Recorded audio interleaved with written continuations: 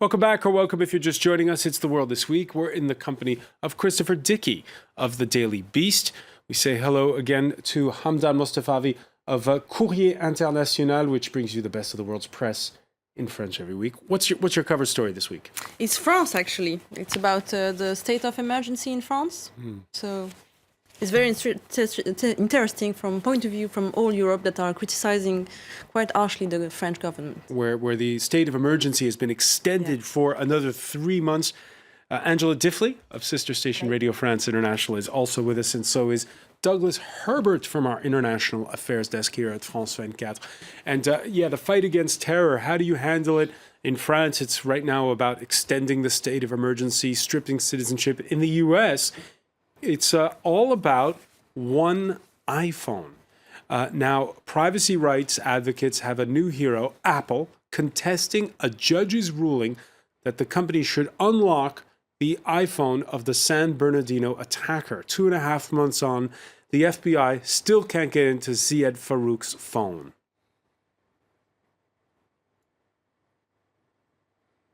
I think it is important to note here, Josh, exactly what the Department of Justice is requesting. They are not asking Apple to redesign its product or to create a new backdoor to one of their products. They're simply asking for something that would have an impact on this one device. The government doesn't want to search anything that Apple has. Apple doesn't even possess anything. Rather, Apple's being ordered to create something new to be able to unlock the iPhone. Essentially, the argument put forth by Apple is you're asking us to create from scratch a master key that, of course, would then be used by hackers of all sorts. Well, the idea is that hackers wouldn't have access to that master key, but the concern is that if the government has that master key, it can then open up any iPhone it wants. So really it comes back down to this question of mistrusting your government. They can talk about hackers getting it, but the real question is, do you want the government to be able to get into your iPhone? I think most of us would like the government to get into the iPhone of this particular murderous bastard who killed all these people in San Bernardino and see who he was in contact with. But Apple's argument is you can't do this for one without doing it for everybody. I don't understand, frankly, why that's a valid argument. It seems to me they ought to be able to give the phone to Apple and say, you get into it, you get the information out of it, and then we'll work with that. And you don't have to give us the master key to all the phones. But Apple's saying no. Douglas Herbert? Well, I was just going to sort of give a little credit. Obviously, I'm putting my opinion straight out there, but give a little credit to Tim Cook here, the CEO of Apple, because we can sort of guess this is something Steve Jobs probably wouldn't have done. This just was not sort of an area in which he was very much engaged, to say the least. But I mean, he's actually going against the will of a lot of Wall Street, right? Apple's it's the most valuable company by market cap in the world. And this isn't really helping its stock price. It's getting a lot of its stockholders a little nervous. And yet he's standing up. I mean, it's a principled position. Maybe you could say it's a cynical principled position that he's taking for some calculated business reason. And other tech companies are backing him. Google's backing him for one. And it's interesting because Google is, the Android phones run on the Google system, right? And what do you have, iOS on the Apple? They're much lower security, the Google phones. If you have a Samsung, which runs on Android, lower security. Nothing has really the encryption standards of Apple. And I'm not a tech expert, but that is one reason that I have an Apple phone. It's one of the reasons. It could work in Apple's favor. People think he's very principled and they like the idea that he values our privacy so much. And B, we've all learned an awful lot more about how difficult it is, apparently, to crack these encrypted messages. It could work in Apple's favor.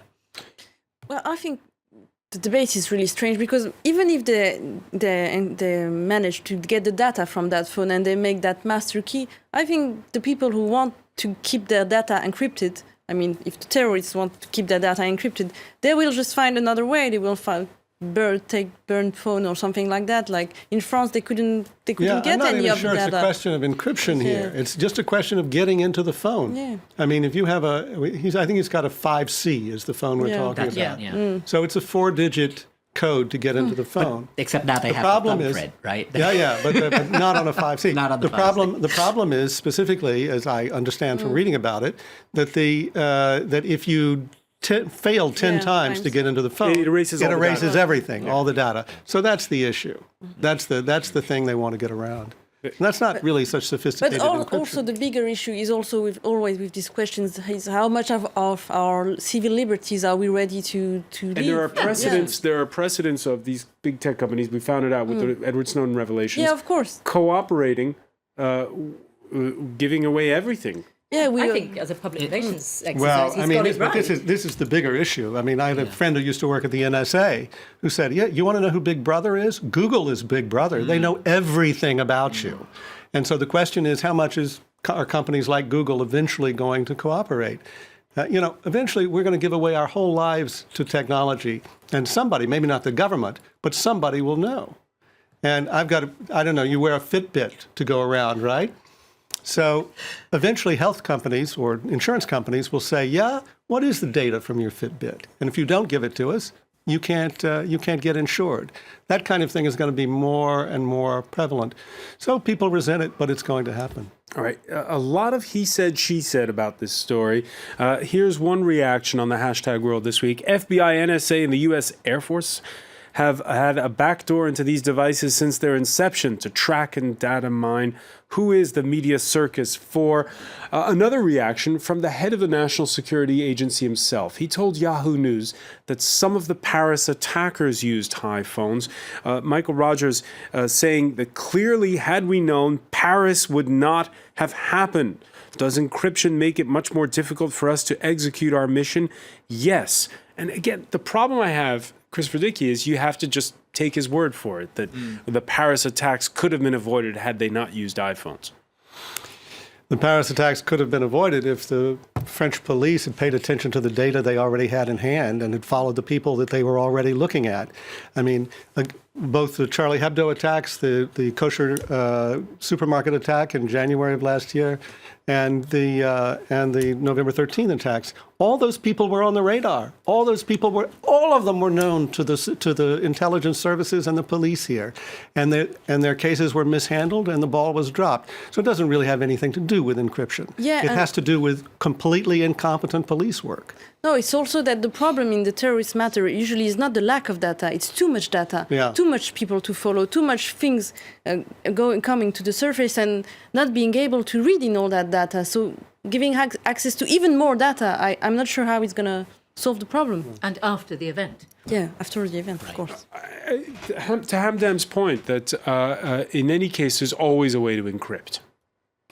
Sure, there are lots of encryption programs. There are lots of ways to encrypt your stuff, but there's also lots of ways to communicate so people just don't understand what you're doing. You don't have to encrypt everything. It's not like anybody said, okay, now at this time in this place, we are going to attack the Bataclan, and here's how we're going to do it, and let's put all this down in writing and then encrypt it. That's not how they did it. Come on, that's just not how it works. They get together, they talk face to face, then when they're on the phone, they use coded language. And by the time that coded language is figured out, it's all over. A historic week in the Americas for the Pope that started with the first ever meeting with the head of the Orthodox Church in Cuba. The meeting happened in Cuba, the Russian Orthodox Church. Then came a tour to the four corners of Mexico.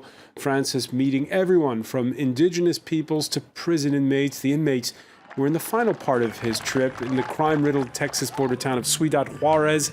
Then there was the plane ride home. A person who only thinks about making walls again and again and not making bridges is not a Christian. The Pope is being told that Donald Trump is not a nice person, okay? Donald Trump is a very nice person, and I am a very nice person.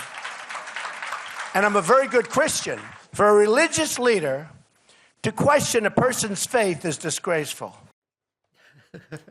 And Douglas Herbert. I'm laughing because I was just thinking of that list that the New York Times has running in its blog. I think it's the all the people Trump is insulted on Twitter, and it says in parentheses so far, and they keep updating it. So now add the Pope to the list because he had already, called the Pope corrupt, right, for being in the pocket of the Mexican government even before these. All right, let's take it from the top here. First of all, the Pope saying that it's unchristian, that remark. Well, you know what? Think of this. If you're going to let's really undress this whole thing. If you're going to say it was a political calculation, he's looking at South Carolina. Okay, he's looking at the evangelical Trump, vote. that is. Trump. Yeah. Okay. Yes, the Pope is looking also at the South Carolina. I don't think the Pope cares about South Carolina. Trump looking at South Carolina, which is one of the more religious states in the South. He's looking at the evangelical vote. Some of the surveys that have been taken relatively recently show that most of the Republican voters of the evangelicals there don't have a very positive view of the Pope. I think that Trump made the calculation that it wasn't going to hurt him and it could possibly help him to take on the Pope. For pure electoral calculus, purely looking right now at the South and South Carolina most prominently.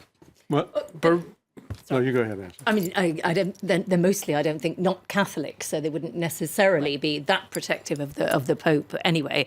The religious people in South Carolina. I mean, the Pope started it as well. I suppose if you in Trump's eyes. Yeah, the Pope did start it. But hang on a second. Evangelicals, they don't like it when you insult people of any religion, is it? Oh, they don't mind so much. I mean, in South Carolina, there are a lot of people who don't love the Pope, that's for sure. And there are people who call themselves Christians. I mean, this goes way, way back to the idea that the papacy is some evil force. I mean, there's still a residual feeling of that. Now, do they think that this Pope may be a little different, that he's kinder, warmer, fuzzier and friendlier than previous popes? Yeah, sure, probably they do. But I think that Doug's estimation of the political calculus here for Trump is probably right. But I'm not sure. By the way, it was immediate, the reaction when I was just going to say, but I'm not sure how calculating Trump really is at the end of the day, because part of his charm, his big calculation, his big strategy is to just shoot from the hip, talk off the top of his head. You know, get out there and just say whatever the hell he thinks. And if people come back to him and say, that's just insane, he says, don't be politically correct, he says. What's amazing, though, have you noticed this? He has on Twitter, it's @RealDonaldTrump is his Twitter tag. And if you insult him, and you put the @RealDonald, he gets back to you. I don't know if he has an army. Or somebody does. Yeah. Someone does on his staff. It's unbelievable, you know. Just have you tried this? One our Washington correspondent, I won't name his name. He was shocked. He just put some sort of innocent little thing about Trump. He gets backlash right away. On that score, would a previous pope have made remarks like the one we heard from Francis on board the plane? And by the way, the same plane ride where Francis also says that in the case of the Zika virus, it's okay to use contraception. Yes, well, he didn't quite say that. And it wasn't clear what kind of contraception he was talking about, and there are all kinds of murky areas there. But I can tell you that the Vatican press people, the ones who have hair, are pulling it out all the time, because he says all kinds of things that are not actually church doctrine. And he doesn't change the church doctrine. That's one of the things about him. He changes things by example, but he doesn't change things by changing doctrine. And so it's an important distinction.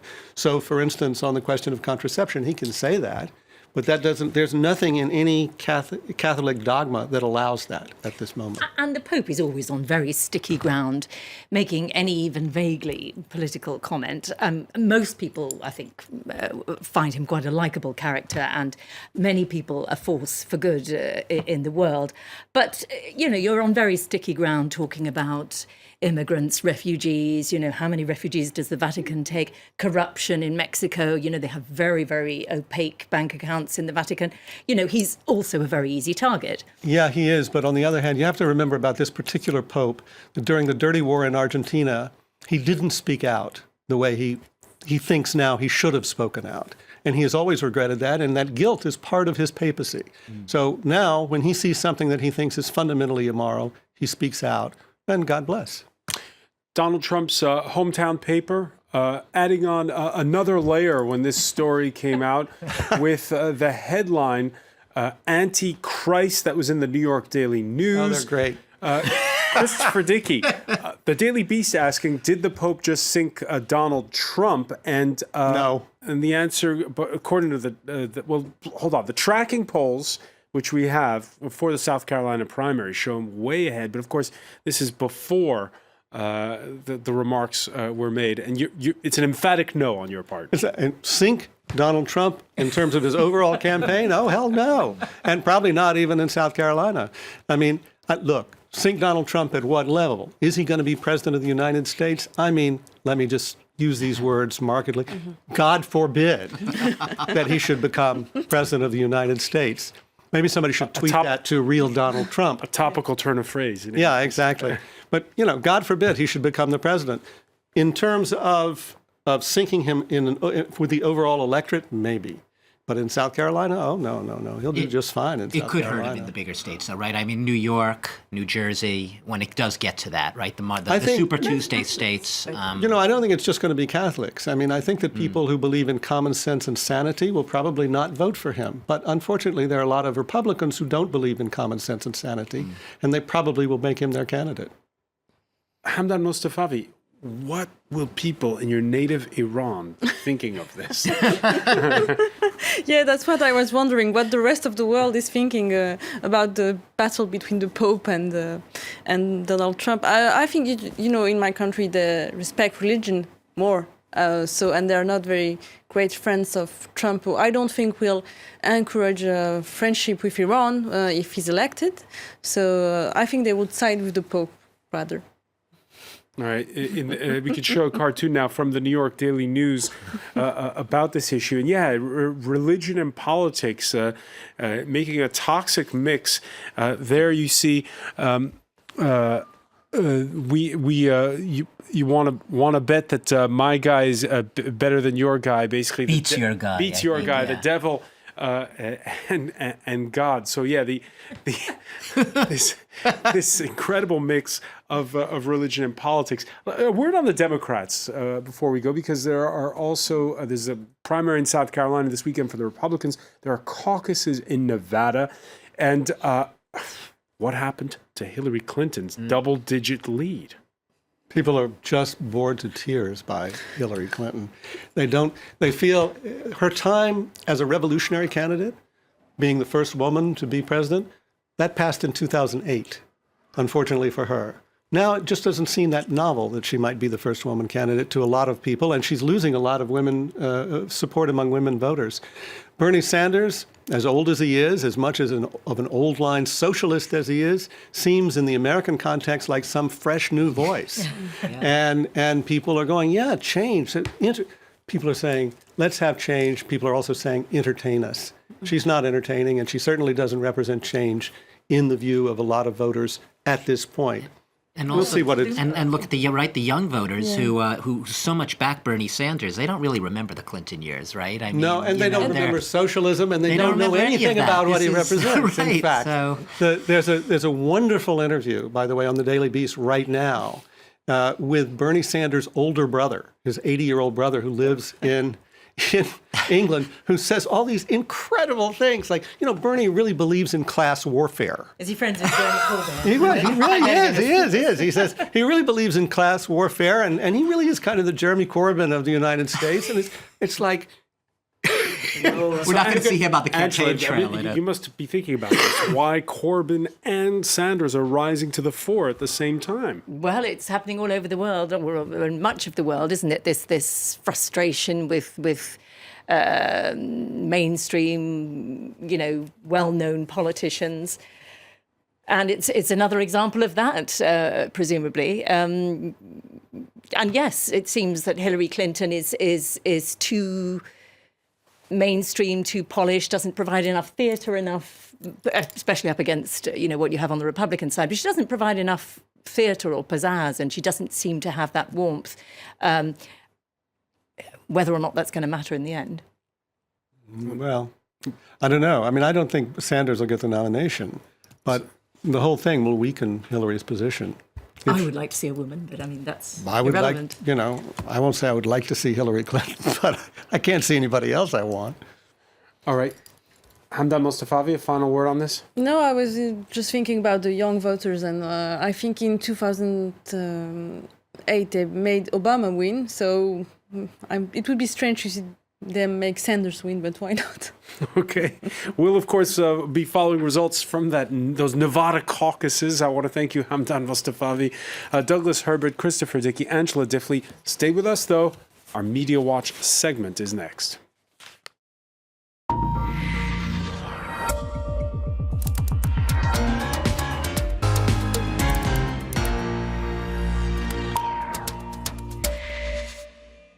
And we say hello to Aurore Dupuis. Hello there, and we are going to continue with the feud between the Pope and Donald Trump. Unfortunately, I don't think that my computer is working. Let's try. Oh, there we go, it is. So their relationship actually started off all rosy, and we actually found a tweet posted by Trump back in December 2013. Here's what he wrote. The new Pope is a humble man, very much like me, which probably explains why I like him so much. So that's what he said in 2013. What a U-turn. Time magazine... Trump is no longer humble? Well, I mean, he might not like him as much as he did back then. Time magazine says that both men could not be more at polar opposites. Trump's name is synonymous to billions of dollars. The Pope is the defender of the poor. And the only thing that they might have in common, according to Time magazine, is the knack for getting their message out. Now, the war of words over Trump's Christianity has amused many Twitter users, as you can imagine, especially here in France, because we've never seen such a character in French politics. One Frenchman says, the Pope versus... Oh, wait, hang on a minute. Wait, that's not the right tweet, but there we go. The Frenchman says, the Pope versus Donald Trump, much better than Batman versus Superman. And then others in the United States, however, were not so pleased with the Pope's comment, calling him a hypocrite. Amazing comments from the Pope. He says that considering Vatican City is 100% surrounded by massive walls. Fair enough. And another user also says, you first, Pope, tear down your wall. Now, meanwhile, did you have something to say, Doug? Yeah, except it's not a border. You can walk in, except to the Pope's private residence. You could cross those walls. It's not an impermeable barrier. Absolutely. Well, Political magazine says the Pope's attack against Trump could actually help him in the upcoming primaries in South Carolina. As you were pointing out, Catholics make up around 22% of the US population. But in South Carolina, they only make up 7%. And as Doug pointed out earlier, most Republican voters there are evangelical, and many of them consider the Pope too liberal. Therefore, according to Politico, the pontiff's comments might not change their opinion on Donald Trump. All right, let's move on to another hot topic now, to Brexit or not to Brexit. We found a funny cartoon there because the EU is still trying to hammer out a deal to prevent Britain from leaving the 28 nations bloc. And here's a funny cartoon there. David Cameron in a nightclub, right? And he complains about the crap music. Yeah, he complains. The food is too expensive. Yes. It smells bad. It smells. The girls are drinks ugly. aren't cold. Yes. Music he sucks. says you guys can't dance anyway. And then at the end he says, hang on a second, if I stay, what will you give me in return? So there you go. And we found another cartoon published by Le Soir newspaper, which is Belgian. And there you can see Miss EU pretty much dressed as a whore, I have to say, in a flag with her bra hanging. And the president of the European Commission, Jean-Claude Juncker, saying, so, are you staying then now? It's a very funny cartoon there. From Kroll. From Kroll, indeed, yes. Belgian cartoonist. Absolutely. And Le Parisien has taken a different angle there on that story. It's interviewed expats, French expats living in London who, because as you know, the British capital is dubbed France's sixth biggest city with more than 350,000 French citizens living in London. And for many, well, a Brexit would be very, very bad news indeed. It would be more complicated to move to England to work, they say. Others say, well, there is too much at stake because a Brexit would seriously affect the British and the European economy. Now, another major sticking point on this issue is how the EU is tackling the migrant crisis. Now, take a look at this cartoon there, which is summarising pretty well the situation. Angry David Cameron there, threatening to leave the EU, to slam the door in the face of the EU, and the European leaders who are screaming, no, don't open the door because there are too many migrants behind that door. That's so Very clever. good cartoon. And we've got a similar drawing right here. Let me try and get that up on the screen for you. A British citizen on a European ship saying, I want to leave, and dozens of migrants on a rickety boat saying, well, we actually want to get into the EU, yes.